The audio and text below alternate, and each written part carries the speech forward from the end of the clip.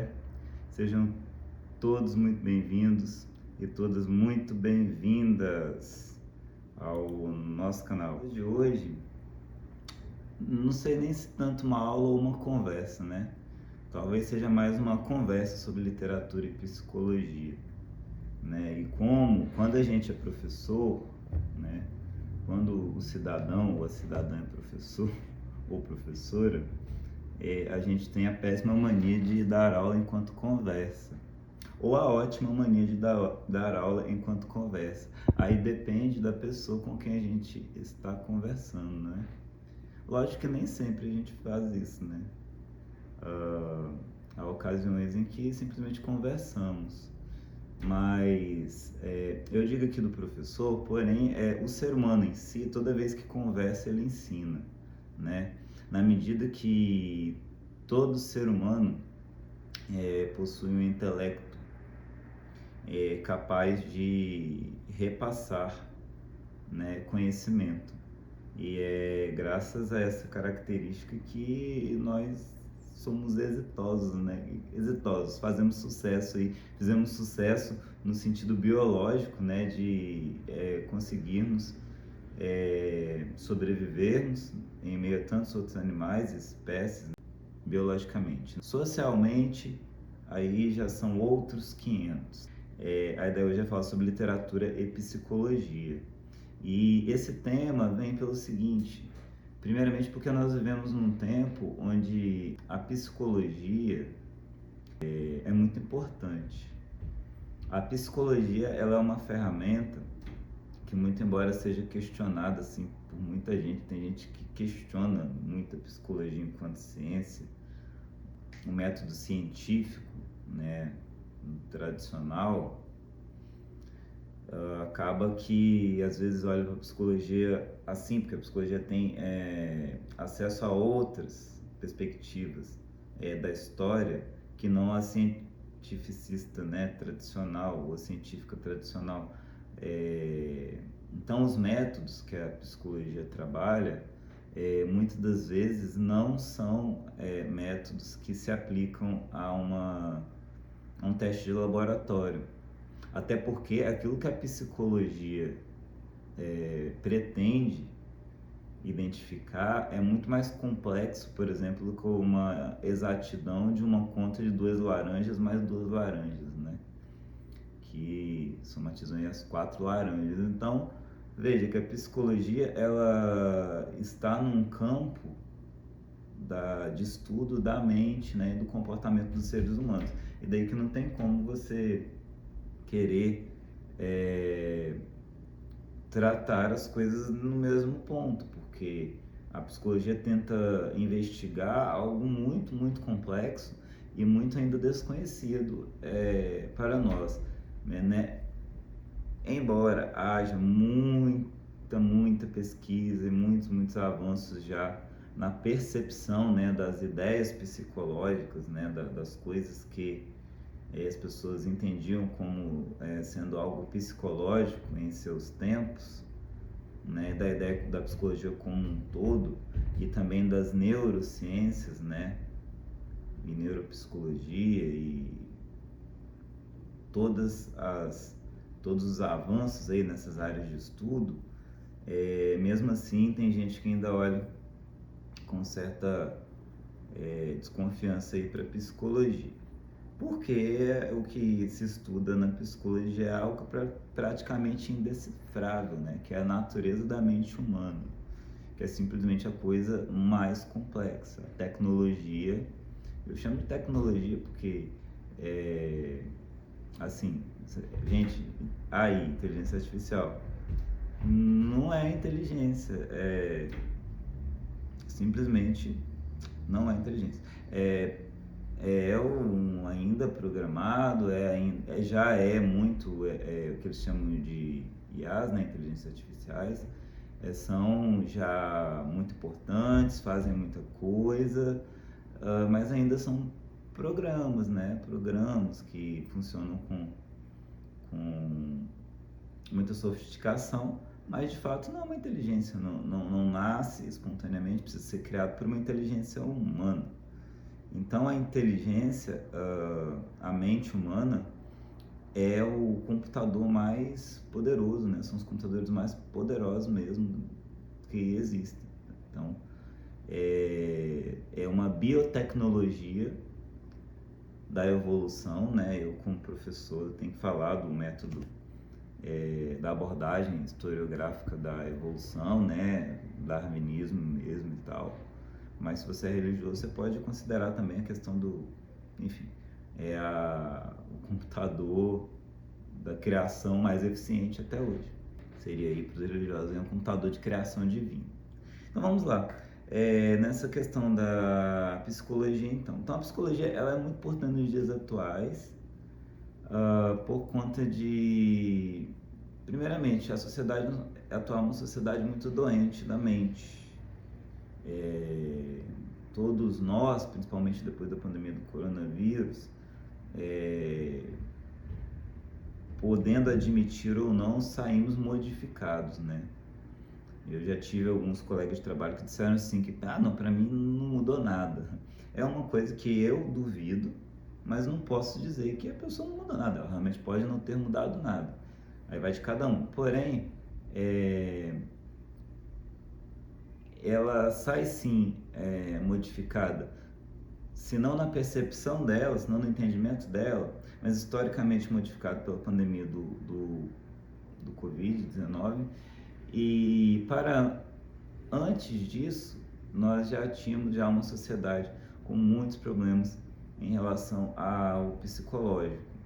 Principalmente a aparição desses problemas, tendo em vista que esses problemas sempre existiram, né? Como eu digo, ideias psicológicas, né? As ideias de que a mente sofria existiram desde sempre, imagino eu. E assim, historicamente, cientificamente, você vê desde a Grécia Antiga, de Platão e Aristóteles, já tratando as questões da mente de acordo com aquilo que eles tinham de saberes no seu próprio tempo. E com certeza, e você tem muito antes ainda, né, no Oriente, vários tipos de pensadores que trabalhavam com a questão dos problemas, das dificuldades dos seres humanos em relação às suas vidas, na perspectiva da ideia psicológica, né? Que eu digo ideia psicológica que era algo uma ideia que se tinha na época sobre a mente, sobre pensamentos, sobre o ser humano e as dores dos seres humanos e como isso era tratado em seu tempo. Então, ideia psicológica.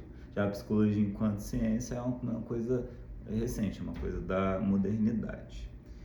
E eu queria trazer essa questão, né, nesse vídeo. Tem tempo que eu não faço vídeo, mas eu queria trouxe para vocês porque é uma das minhas áreas de interesse. Então, ao analisar a literatura, então, por exemplo, ao analisar um Machado de Assis, ao analisar isso aqui é do meu livro, pessoal. Do meu livro não, né? Do livro lá da Escola Serra Sede. Digo meu porque é meu, eu tenho ele aqui em casa, né? Muito embora tenha aqui eu já mostrei para vocês aqui, né? Tem aqui a minha participação nele. Este livro não é de autoria exclusivamente minha, é um livro coletivo.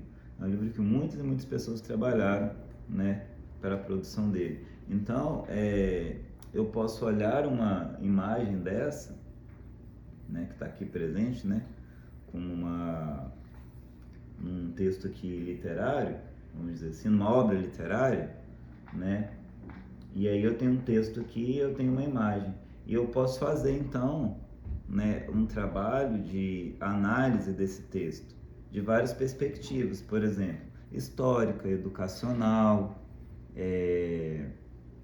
filosófica e psicológica. Então eu gosto muito de trabalhar no âmbito da história, né, para contextualizar a obra e tentar entender ali a época em que a obra é produzida, tentar me colocar no lugar das pessoas que viviam naquele tempo. Tento observar aí, faço isso automaticamente, né, a questão dos pensamentos da época, eu faço chamar isso de uma abordagem filosófica, e misturo a isso uma abordagem psicológica, que é uma espécie de estudo do que a obra traz para mim de ideia psicológica que eu possa aproveitar, ou seja, da mente, né, do pensamento daquele tempo e daquelas pessoas que viviam lá. Então, para a galera que está fazendo aí o curso de letras e que por algum motivo chegar a esse canal, sempre tenha em mente isso. A tua análise em literatura, principalmente para você que se tornará um profissional aí em letras e provavelmente você dará aulas, você precisa de maneira assim sistemática trabalhar com análises plurais, né? E não apenas com análises, digamos assim, específicas. Vou analisar isso segundo só a teoria da literatura, tipo as características da literatura, a estrutura de rimas de um poema, a musicalidade, as características do seu do seu fazer artístico e tal. Isso aí para o seu aluno às vezes não contagia, às vezes contagia mais você falar sobre como as pessoas daquela época viviam, e a partir daí você introduzir a obra, e aí dentro da obra você mostrar como aquelas personagens sentiam-se, né, dentro daquele contexto. Isso toca mais as pessoas, né? Porque as pessoas são muito mais emocionais do que racionais na realidade. Então, se você consegue apresentar uma personagem e as dores e as dificuldades e as coisas, as pessoas vão se identificando com isso, né? Então, talvez, infelizmente, a literatura tem saído bastante aí da grade, até por falta de tempo, por mudanças também curriculares, por mudanças no formato, né, do Enem, propriamente dito, dos vestibulares, enfim. E aí é positivo, né, dado espaço a outras mídias, né, como o cinema, que como narrativa não deixa de ser também, né, em parte literatura, principalmente porque é um texto mesmo, um roteiro literário, e por ser narrativa, né, por contar história. Então, uma literatura em audiovisual, e aqui eu digo isso por minha conta e risco, considero sim, assim como música, considero que também pode ser analisado como literatura e por aí vai. Então hoje as fórmulas que nós temos de literatura são um tanto quanto diversas. Se nós, professores de literatura, formos aternos, né, exclusivamente ao livro, às vezes pode ficar complicado de lidar com as demandas dos nossos alunos, né? Então, na medida que você apresenta um livro e apresenta, por exemplo, um filme que faz referência a esse livro, uma música que faz referência a esse livro, sendo que o filme é audiovisual e a música, né, com letra e musicalidade, ritmo e melodia, tudo isso junto aí, para o aluno muitas vezes é muito mais interessante, muito mais pertinente, faz muito mais sentido para ele. E principalmente para mostrar, né, para os nossos alunos e alunas que a literatura ela continua viva, né, interagindo aí com as outras mídias. E aí nesse ponto sim você consegue de repente capturar um leitor, né, transformar um leitor. Um dos objetivos aqui do meu canal, né, Leituras com José, é fazer com que, primeiro, você se torne um leitor, você que está me vendo que ainda não é um leitor, e também professores, né? Professores que queiram escutar, compartilhar aqui experiências junto comigo, pensar sobre isso, sobre como eu cativo o meu aluno, né? E, inclusive, é muito interessante usar a literatura para trabalhar outras coisas. Então, por exemplo, eu quero trabalhar os elementos da narrativa. Obviamente eu vou usar a literatura, usar a narrativa, né? Mas isso aí é simples. Agora, eu posso muito bem trabalhar também gramática, então vou trabalhar o sujeito, né? Sujeito e predicado. E eu posso trabalhar isso usando literatura. Então, apresentando um texto literário, até falando um pouco sobre esse texto literário, antes de entrar na parte de gramática e pedir que os alunos identifiquem ali as características de sujeito e predicado, e principalmente relacionando, né, esse sujeito predicado dentro do texto, mostrando a função textual e muitas vezes até o uso, né, desses recursos de gramática como recursos estéticos, ou seja, recursos de agregar valor, né, o texto literário do autor. Então, o autor, muitas das vezes, pode utilizar diversas categorias gramaticais aí, que para os alunos, às vezes, eles não veem sentido em aprender. Por que eu vou aprender isso? E você mostra ali dentro do texto literário que o uso de um determinado, por exemplo, adjunto adverbial, né, agregou toda uma percepção e enriqueceu ali aquela narrativa literária, né, deixando-a muito mais agradável, interessante, instigante, assustadora, imersiva, enfim, aí de acordo com a característica do texto, certo? Então, eu gosto muito de tratar a abordagem textual no âmbito da psicologia, no âmbito da filosofia e no âmbito da história. Né? Acredito eu que uma boa parte dos analistas em literatura, né, fazem isso, certo? E também nesse vídeo aqui eu queria falar sobre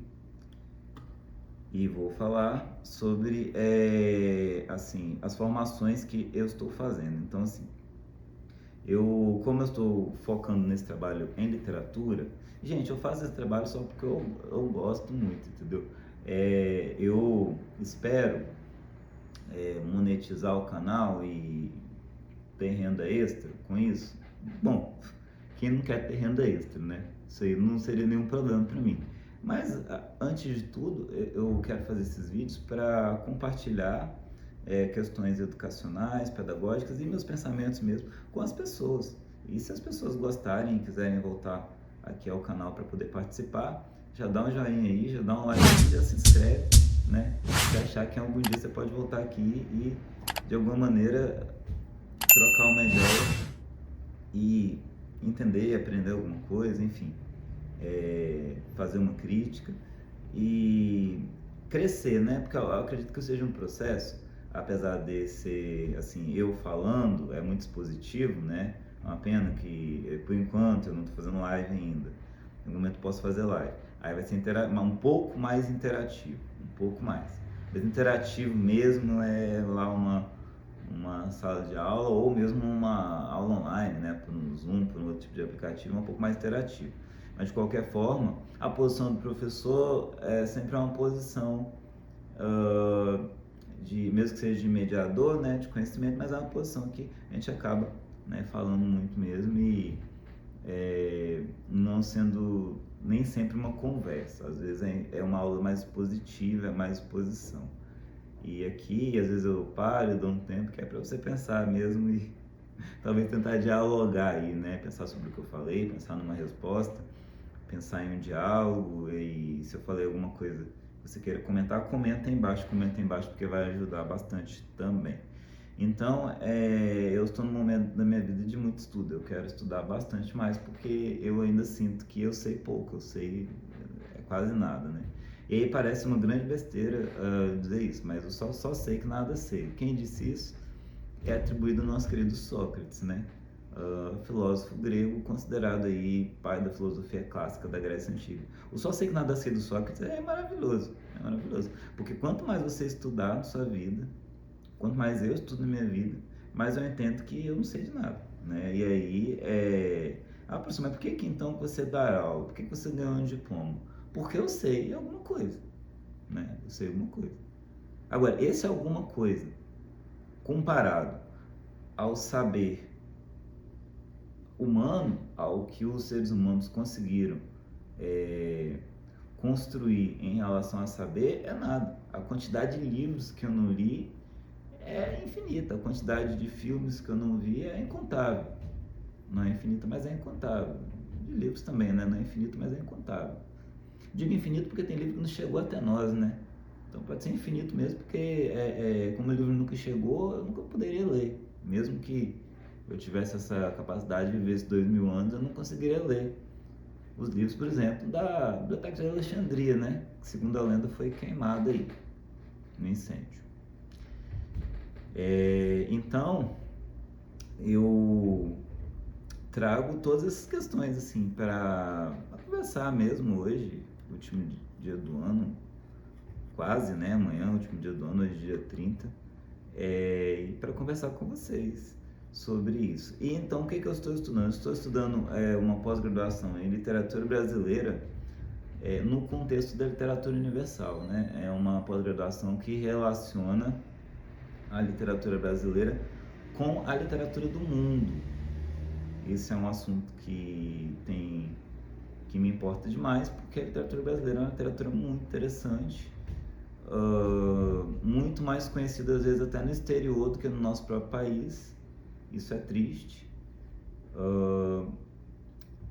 Então, relacionar essa literatura brasileira com a literatura universal é muito importante, tendo em vista que muitas das vezes a literatura brasileira só é conhecida, alguns escritores brasileiros praticamente só são reconhecidos, né, só o são no âmbito da literatura universal, ou seja, muitas das vezes fora do nosso próprio país, né? E eu também iniciei a minha formação tão querida que eu queria ter iniciado no início deste ano 2023, e não comecei, mas começou agora, que é em psicanálise. Então eu estou, né, psicanalista em formação.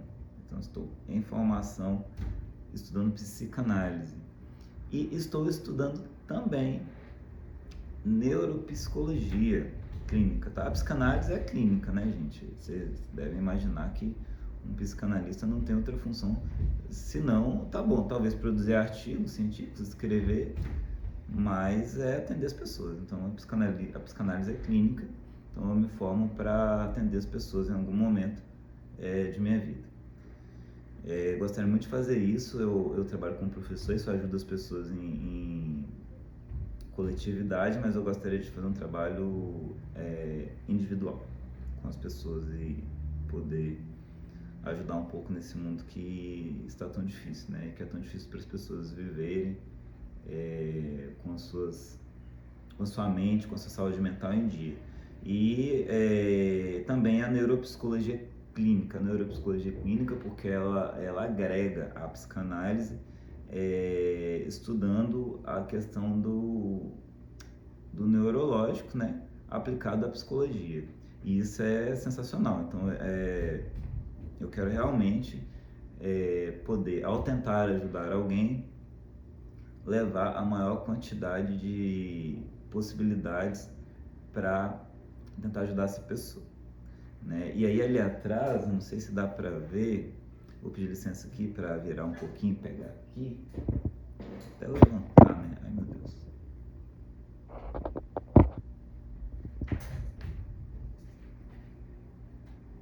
Aqui, deixa eu mostrar aqui, deixe-me mostrar aqui, vou guardá-lo, viu? Aqui vocês podem ver um certificado, né, de um Master em Hipnose Clínica Holística. Ok. Então, mas professor, hipnose, isso existe? Isso não é coisa errada? Isso não é antiético? Isso não é... Não, isso não é. Isso é uma terapia que ainda existe, correto? Ajuda muita gente, né? Eu já fiz essa formação em hipnose. Eu já havia feito uma formação em hipnose em 2019, e agora eu terminei, completei essa formação em hipnose aí, e eu pretendo a partir do ano que vem, tá? Então se alguém tiver interesse, joga aí no comentário aí, a partir do ano que vem, começar a fazer os atendimentos em hipnose clínica, tá? A hipnose é muito legal, ela pode ajudar muito, ela é uma coisa que todo ser humano assim, é capaz de fazer. Alguns têm mais facilidade, outros têm menos facilidade. Agora, quem consegue entrar num transe hipnótico profundo pode tratar aí muitos problemas, né, psicológicos aí, de maneira muito eficiente. É bem interessante, é bem legal, dá para trabalhar coisas sensacionais, assim, porque primeiro que você não precisa de um trauma para trabalhar com hipnose.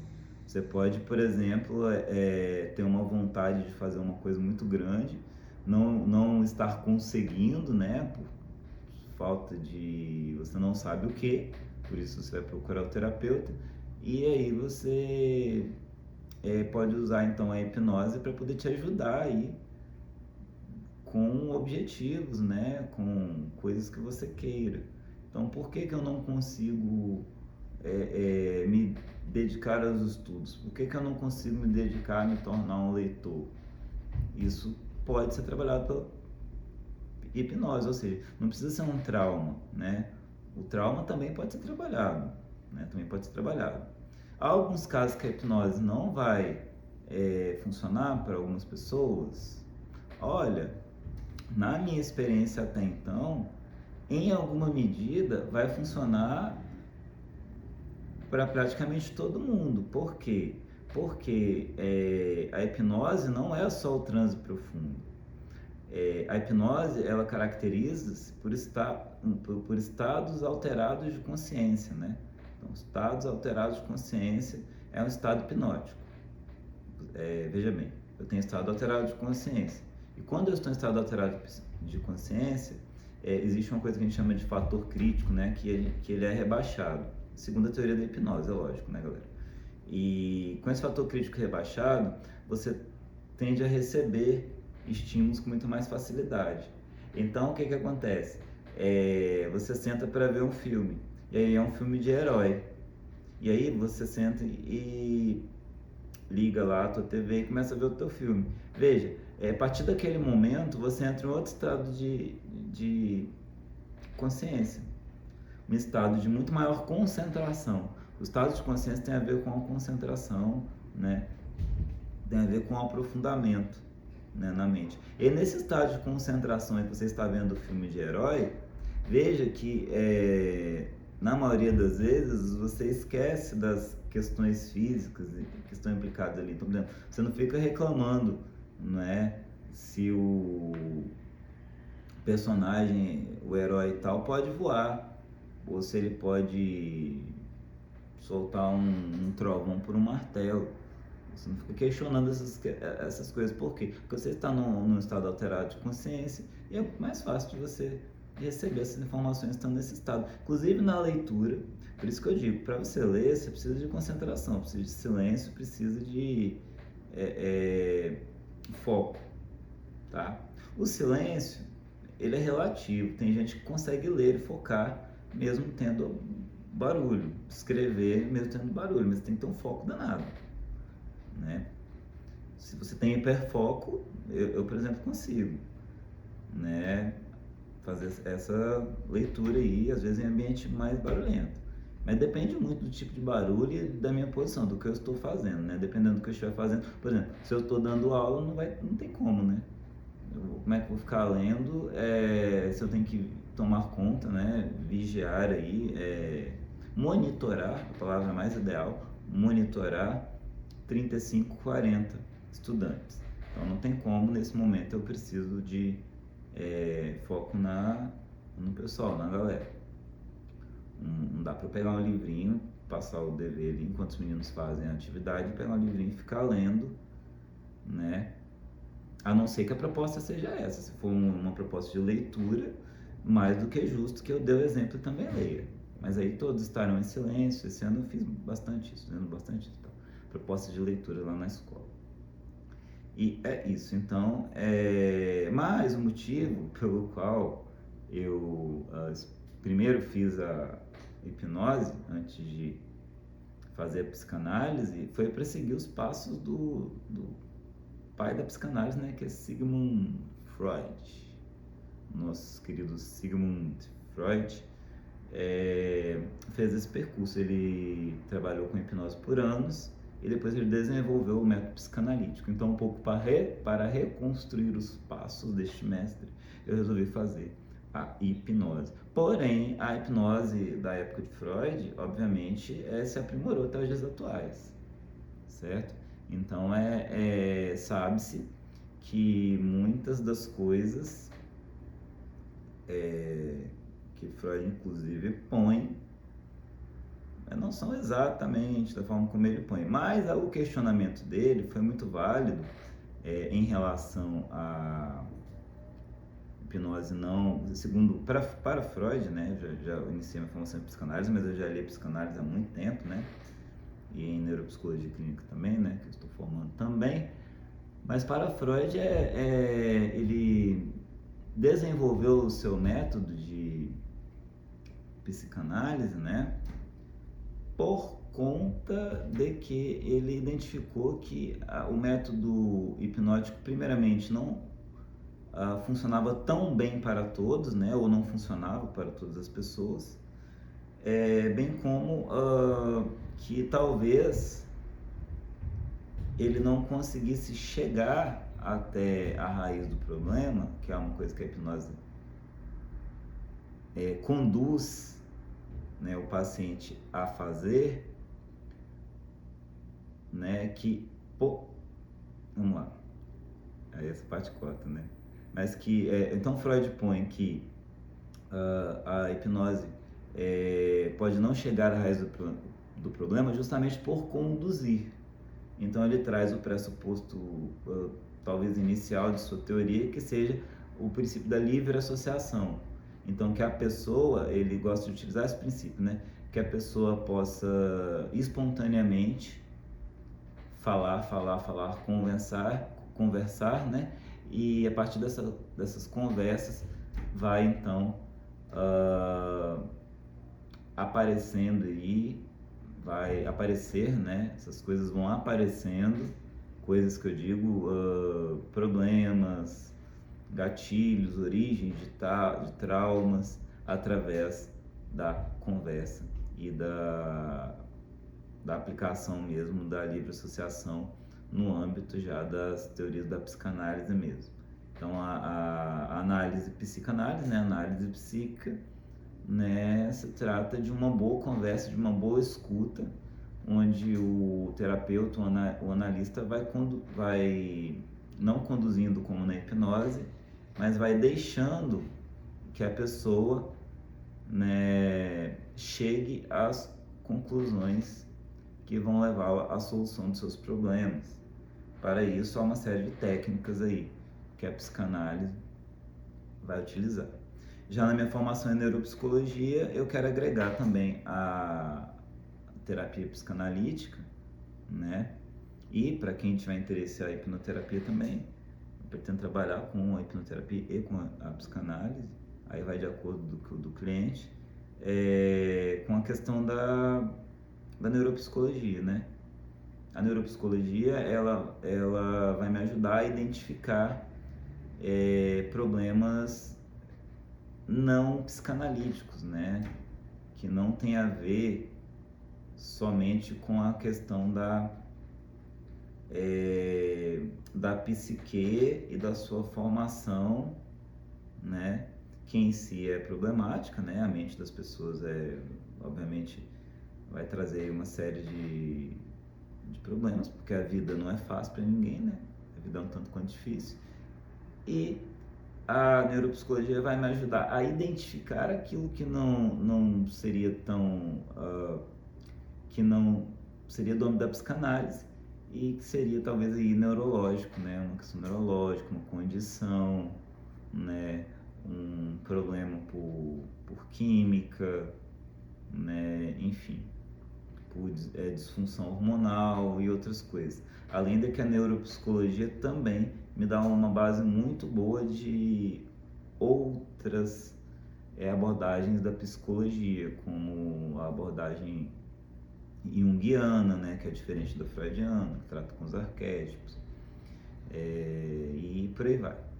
E uma série de outras abordagens que a neuropsicologia estuda, que são do âmbito da psicologia. Que até que no curso de psicanálise que eu estou fazendo, da Universidade de Franca, divulgar aqui, 0800, Franca patrocina aí o canal, ele também traz as vertentes da psicologia, o que eu gostei muito do curso, por sinal. porque o curso poderia ser focado só na psicanálise freudiana? Poderia, mas eu acho muito importante trazer, né, no curso de psicanálise também o seu paralelo com as outras psicologias. Né? E o de neuropsicologia já traz mesmo a história da psicologia e as suas escolas e tudo mais, que é para agregar, e além disso ainda agrega a questão da neurologia, tá bom? Então, eu gostaria eu mostrei aquele ali para vocês, né, o meu diplomazinho da hipnose, mas o meu diploma mais importante, esse aqui, ó, que é o meu diploma da UFES, o meu amado ali, ó que bonito, licenciado em Língua Portuguesa e Literatura de Língua Portuguesa, né, José Domingos da Silva Filho, olha que bonito, meu orgulho aqui, Universidade Federal do Espírito Santo. Gente, eu já falei 1000 vezes no canal, né, que eu defendo universidade pública para todos. Já eu tenho a minha pós-graduação atual, né, mas eu estou fazendo essa outra em literatura, mas ela é em educação. Então tá aqui, minha pós em educação aqui pela Faculdade de Educação da Serra, faz aqui, e tá aqui, né, em docência, tá? Em ensino. Também aqui eu fiz um trabalho, defendi, né, a minha monografia em língua portuguesa, né, como disciplina e ferramenta, né, ferramenta de auxílio. É como eu defendo aqui a leitura para vocês também, a leitura não apenas como prática de prazer, mas como prática também de obter uma ferramenta para você interpretar e agir nesse mundo que não está fácil para ninguém. Então, foi muito boa a conversa com vocês, eu espero que vocês tenham gostado e um grande abraço para todos. Mais uma vez aí, se puder, se inscreva, toca o sininho, dá um like, deixa um likezinho aqui no canal, que vai ajudar bastante, e eu agradeço muito a todos vocês que puderam assistir essa conversa, não vou nem chamar nem de aula até o final. Um grande beijo, um feliz 2024 para todos e todas, que esse ano 2024 possa ser melhor, sempre melhor, né? Possa ser um ano de reconstrução, um ano de reorganizar a cabeça, um ano de pensar, né, em esperança. Então, que ainda há esperança e que as coisas vão melhorar sim, e devemos acreditar nisso, penso eu. E é isso, um grande abraço, beijão, tchau, tchau.